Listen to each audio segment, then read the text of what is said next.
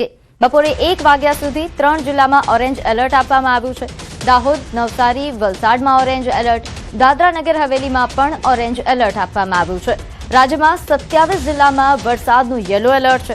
અમદાવાદ, ગાંધીનગર, સુરતમાં yellow alert, Vadodara, Rajkot, કચ્છમાં પણ યલો એલર્ટ આપવામાં આવ્યું છે। એટલે કે આ તમામ જિલ્લાઓમાં સામાન્ય વરસાદ રહી શકે છે।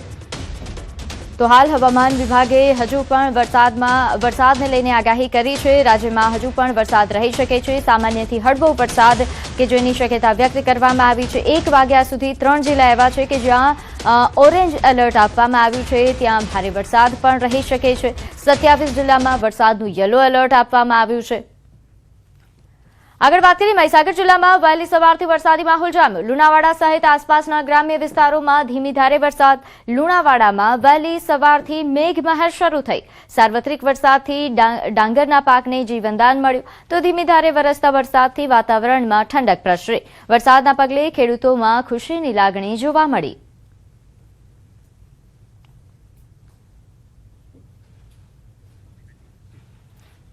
તો બનાસકાંઠાના વડગામ તાલુકાના જલોત્રા ગામમાં મેઘરાજાએ ધમાકેદાર બેટિંગ કરતા માત્ર 4 કલાકમાં 3.5 ઇંચ જેટલો વરસાદ નોંધાયો।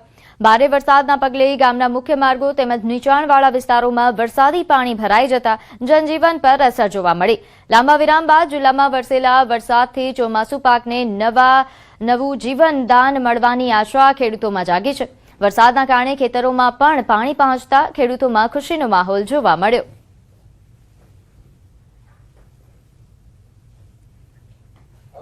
તો આ તરફ ગોધરા શહેર સહિત આસપાસના ગ્રામ્ય વિસ્તારોમાં વરસાદ વહેલી સવારથી જ ધોધમાર વરસાદ વરસી રહ્યો છે। ભારે વરસાદના પગલે શહેરના માર્ગો પાણી થયા। વાવડી ખુર્દ, વાવડી બુઝર્ગ, આ ઉપરાંત ગદુકપુર, પોપટપુરા, છબનપુર અને દરુનિયામાં વરસાદ નોંધાયો। વહેલી સવારથી વરસતા વરસાદના પગલે જનજીવન પ્રભાવિત થયું। તો હાલ આ અલગ અલગ દ્રશ્યો સામે આવ્યા છે રાજ્યભરમાંથી। મહીસાગર, બનાસકાંઠા, પંચમહાલના દ્રશ્યો, જ્યાં વહેલી સવારે જ મેઘરાજાએ પધરામણી કરી। ગ્રામ્ય વિસ્તારોમાં સારો એવો વરસાદ નોંધાયો છે, જેના કારણે ખેડૂતોમાં આશા જાગી છે। તો શહેરી વિસ્તારોમાં પણ વરસાદ નોંધાયો। સામાન્ય વરસાદમાં જ ઘણા વિસ્તારોમાં પાણી પણ ભરાઈ ગયા। શહેરના માર્ગો પાણી થયા છે। વહેલી સવારે કારણ કે વરસાદ વરસ્યો તો લોકોને હાલાકી ભોગવવાનો વારો આવ્યો। ખાસ કરીને નોકરી ધંધે જતા લોકોને હાલાકી ભોગવવી પડી। વાહન ચાલકોને પરેશાની ઉઠાવવાનો વારો આવ્યો। પરંતુ હાલ છેલ્લા ઘણા સમય બાદ વરસાદી માહોલ જામ્યો છે, તો લોકોને ગરમી બફારાથી રાહત મળી છે। વાતાવરણમાં ઠંડક। હવે લદ્દાખથી આવી રહ્યા છે સમાચાર। લદ્દાખમાં ભૂકંપના આંચકા અનુભવાયા છે। લેહમાં સવારે 6:05 કલાકે 5.5ની તીવ્રતાનો ભૂકંપનો આંચકો આવ્યો। જમીનથી 10 કિલોમીટરની ઊંડાઈએ ભૂકંપનું કેન્દ્રબિંદુ હતું। સવારે ભૂકંપના આંચકાથી ધ્રુજી ઉઠી લદ્દાખની ધરતી। રિક્ટર સ્કેલ પર 5.5ની તીવ્રતા નોંધાઈ છે, એટલે કે આ મધ્યમ તીવ્રતાનો ભૂકંપનો આંચકો કહી શકાય। જો કે હાલ કોઈ જાનમાલના નુકસાનના અહેવાલ નથી। લદ્દાખમાં ભૂકંપના આંચકા, લોકો ડરના માર્યા ઘરની બહાર આવી ગયા હતા અને આસપાસના ઘણા વિસ્તારોમાં લોકોએ આ ભૂકંપનું કંપન મહેસૂસ કર્યું। સવારે 6:05 કલાકે 5.5ની તીવ્રતાનો આ આંચકો હતો। વાપીમાં એટીએમ ઠગાઈ ગેંગનો માસ્ટર માઇન્ડ ઝડપાયો। છીરી વિસ્તારમાં એટીએમમાં મદદ કરવાના બહાને કાર્ડ બદલી સિનિયર સિટીઝન સાથે ₹72,000થી વધુની ઠગાઈ કરનાર ગેંગનો માસ્ટર માઇન્ડ ઝડપાયો છે।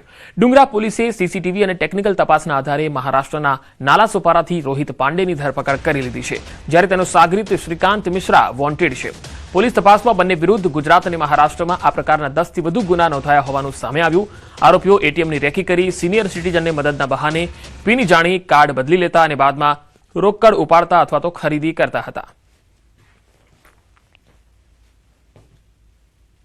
बोला कि इसमें पैसा ही नहीं है, तो हमारा एटीएम वो ले लिया और हम लोग बोले पैसा ही नहीं है। फिर उसके बाद हम लोग चले गए दूसरे एटीएम पर, तो हम लोग को ऐसा लगा कि हमारा एटीएम लगता है वो चोरी कर लिया, क्या फ्रॉड कर लिया। तो अब तक उसे 5 मिनट पर सब आप पैसा निकलने लग गया। 10,000, 10,000, 5,000 ऐसा करके 25,000 निकल गया। टोटल पैसा उसने 72,908 रुपये निकाला। ડુંગરા પોલીસે એક આરોપીની ધરપકડ કરેલ છે। ધરપકડ કરાયેલ આરોપીનું નામ છે રોહિત મૃદુલ પાંડે, જે હાલ મહારાષ્ટ્રના પાલઘર વિસ્તારમાં રહે છે। મૂળ ઉત્તર પ્રદેશનો વતની છે। એમનો પિન નંબર જાણી લે છે। ફરિયાદીને વિશ્વાસમાં લઈ અને એમને મદદ કરવાના બહાને એમનું એટીએમ કાર્ડ બદલી નાખે છે અને ત્યારબાદ આ બંને ઈસમો અન્ય એટીએમમાં જઈ અને ફરિયાદીના એકાઉન્ટમાંથી 72,000 રૂપિયા જેટલી રકમ ઉપાડી અને ફરિયાદી સાથે છેતરપિંડી કરે છે. અષાઢ વદ અમાસના દિવસે દેવી પૂજક પટણી સમાજ દ્વારા દિવાસાની પરંપરા નિભાવવામાં આવે છે. અમદાવાદના મેમકો વિસ્તારમાં આવેલા ચામુંડા સ્મશાન ગૃહમાં સમાજના લોકો એકત્રિત થઈ મૃતક સ્વજનોને શ્રદ્ધાંજલિ અર્પણ કરી. સમાધિ પર દીવો, અગરબત્તી, શ્રીફળ, ફળફળાદી અને સ્વજનોને પ્રિય વસ્તુઓ અર્પણ કરવામાં આવી. કહેવાય છે કે છેલ્લા લગભગ 1000 વર્ષથી ચાલી આવતી આ પરંપરા પૂર્વજોના સ્મરણ સાથે સમાજની એકતા અને સંસ્કૃતિ જાળવવાનો સંદેશ આપે છે. દિવાસાના દિવસે સેવાભાવી સંસ્થાઓ દ્વારા ચા પાણીની વ્યવસ્થા ઉપરાંત જનજાગૃતિના કાર્યક્રમો પણ થાય છે, જેમાં પ્રસંગોમાં થતા ખોટા ખર્ચાને અટકાવવા અને જરૂરિયાતમંદોને યથાશક્તિ દાન કરવા અપીલ કરવામાં આવી.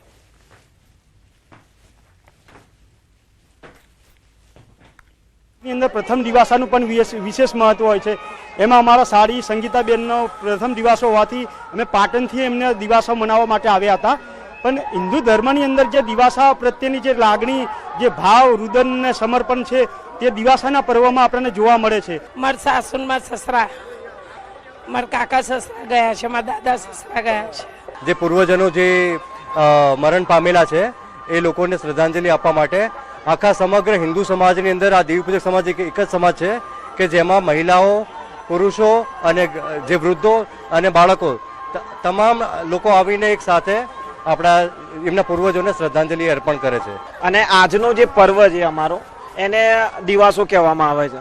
અને દિવાસો એ ખાસ અમારા જે મૃત્યુ પામેલા સ્વજનો છે એમની આત્માને શાંતિ અને મોક્ષ મળે એ માટે અમે એમને શ્રદ્ધાંજલિ આપવા માટે અમારા જે કુટુંબીજનો છે એ અહીંયા સ્મશાન ભૂમિમાં આવે છે. ગાંધીનગર ખાતેથી મુખ્યમંત્રી ભૂપેન્દ્ર પટેલની અધ્યક્ષતામાં ગ્રામીણ જ્ઞાન સેતુ પ્લેટફોર્મ શરૂ કરવામાં આવ્યું. કેન્દ્રીય ગૃહ અને સહકારિતા મંત્રી અમિત શાહ કાર્યક્રમમાં આ એપ શૈક્ષણિક અને પુસ્તકાલય પ્રવૃત્તિઓ માટે ખાસ તૈયાર કરાઈ છે. આ પ્લેટફોર્મ પર આશરે 2.80 લાખ પુસ્તકો ઉપલબ્ધ હશે. આદિજાતિ વિસ્તારના 15 તાલુકાઓમાં લાઇબ્રેરી ઊભી કરાશે. કાર્યક્રમને ગૃહમંત્રી અમિત શાહે વર્ચ્યુઅલી સંબોધી આ એપની ખાસિયતો જણાવી હતી.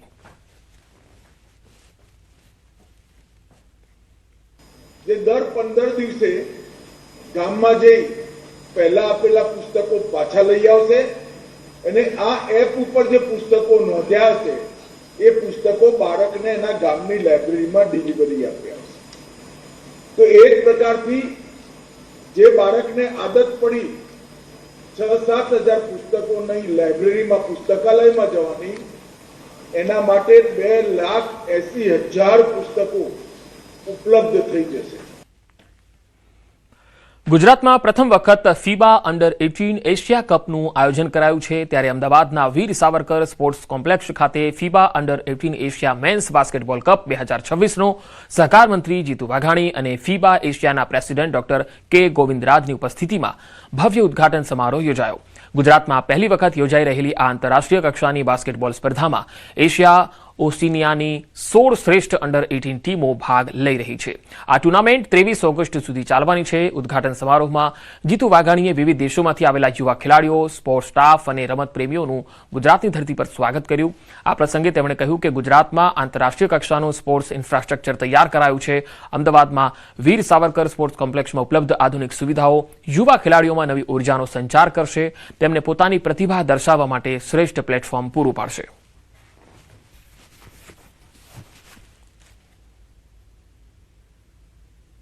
હું એવું માનું છું કે વિશ્વમાં પણ આ પ્રકારના સ્ટેડિયમ આ સ્પોર્ટ્સ માટે, આ ઇવેન્ટ માટે, ખાસ કરીને બાસ્કેટબોલ માટે રમવા માટેનું એ બહુ ઓછા છે.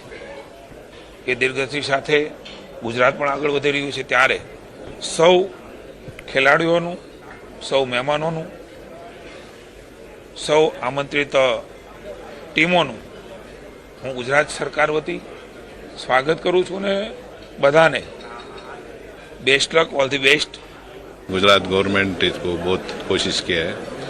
अच्छा टूर्नामेंट है, एक अच्छा फैसिलिटीज दिया है और 18 कंट्रीज पार्टिसिपेशन है और सब ये यंगस्टर्स अंडर 18 का है. इसका एक मौका है वो वर्ल्ड बास्केटबॉल में घुसने को. तो इसलिए ऐसा टूर्नामेंट्स एशिया में चलता रहता है. ये बार इंडिया ने होस्ट कर रहा है अभी गुजरात में. मैं गुजरात और इंडियन बास्केटबॉल फेडरेशन को अप्रिशिएट कर रहा है. હવે વાત આસ્થાના શ્રાવણની.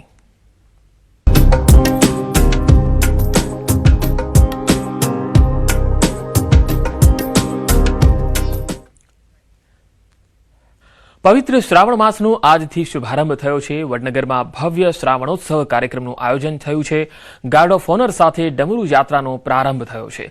108 કલાકારોના ડમરૂ નાદથી વડનગર ગુંજી ઉઠ્યું। વડનગરમાં નાયબ મુખ્યમંત્રી હર્ષ સંઘવીની ઉપસ્થિતિમાં આ ડમરૂ યાત્રાનો શુભારંભ થયો। ડમરૂના નાદ સાથે હર હર મહાદેવનો નારો પણ લાગાયો। શર્મિષ્ઠા તળાવથી હાટકેશ્વર મહાદેવ સુધી ભવ્ય પદયાત્રા યોજાઈ। 800 મીટરની યાત્રામાં મોટી સંખ્યામાં શિવ ભક્તોનો પણ જમાવડો જોવા મળ્યો। સંસ્કૃતિ, સંગીત અને શ્રદ્ધાનો આ ત્રિવેણી સંગમ જોવા મળ્યો।